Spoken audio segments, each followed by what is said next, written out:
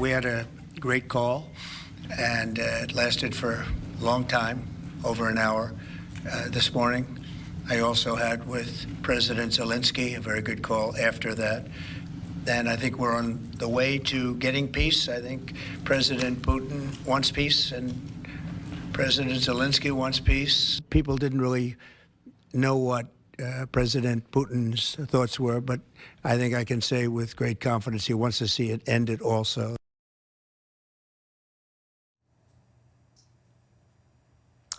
The Trump administration is wading into Russia's war on Ukraine. The U.S. president spoke today to both Russian President Vladimir Putin and Ukraine's President Volodymyr Zelenskyy.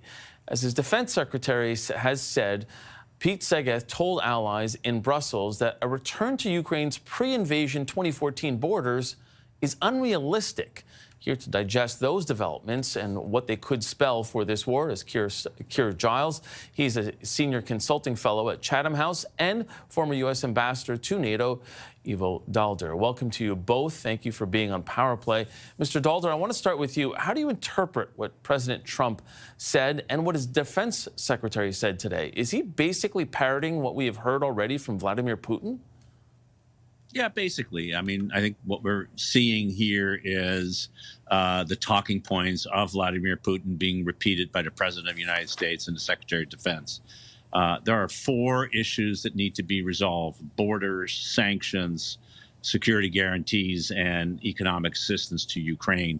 And if you listen to the entire press conference, as I did, that the president gave, as well as to what Pete Hegseth said, it's clear that on the issue of borders, what Russia now has, Russia can keep as far as Trump is concerned. On the issue of sanctions, it is Putin now being the man of peace. We should think about lifting sanctions.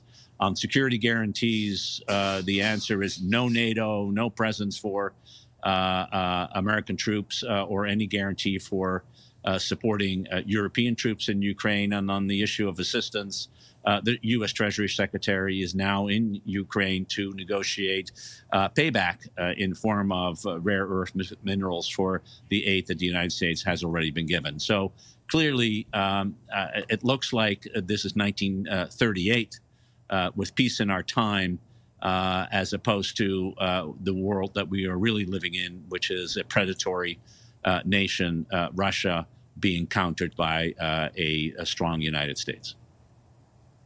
So, Mr. Giles, how do you think that this is going down this evening in Kyiv? Obviously, it is a shock and it is a setback.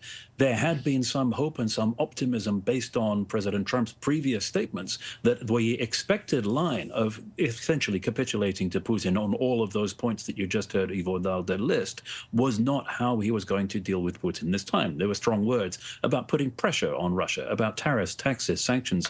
All of that seems to have been blown out of the water by these latest comments by both Trump and Hegseth.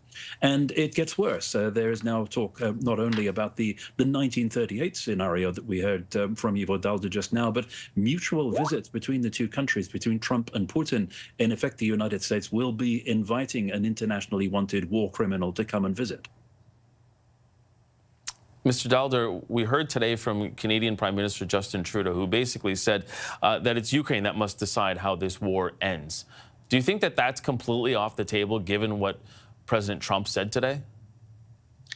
No, I don't actually. I actually think that whatever the president wants doesn't mean he can meet with Vladimir Putin in Moscow and Washington, or indeed in Riyadh, as he announced he would be doing, and they can have whatever conversation they want. The reality is that the reason Ukraine is fighting is because it's being attacked. And the reason it will continue to fight is because its territory is occupied. And until and unless Ukraine is provided with the security guarantees and the future economic and military support that it needs in order to be a viable country, it will continue to fight, no matter what the President of the United States says. I mean, there is a set of really unrealistic thinking about this. It is as if the President of the United States thinks that he can sit with Vladimir Putin and just determine the future of Ukraine, just as Joe Stalin and Churchill and Roosevelt sought to decide the future of Europe. But at least then we were defeating the Nazis. Now it seems to be we are willing to make peace with the Nazis, and if there is a Nazi in this scenario, it clearly is Mr. Putin, not Mr. Zelenskyy, who, by the way, the president underscored, might not even be part of the peace negotiations, which is remarkable when you think about it. Yeah, Mr. Giles, pick up on that. How remarkable is it that he's suggesting that Zelenskyy wouldn't be sitting at the table, even though everybody has said, European leaders as well, that they have to be there? Well, that's what European leaders have said, but of course these are not European leaders that are making these decisions. It is another echo of 1938. It is a kind of Molotov-Ribbentrop pact with European people's futures being decided over their heads. We heard Donald Trump just in the last 48 hours essentially saying he doesn't care whether Ukraine is governed by Russia or not. But to Ivo Daalder's point, yes, there's no reason for Ukraine not to fight on, because a catastrophic ceasefire would be worse than continuing to resist. Let's not forget that the last time even Ukraine was completely overrun by Moscow's forces, armed resistance continued for more than a decade afterwards. But the lack of realism also extends to this assessment of what Putin is actually likely to do.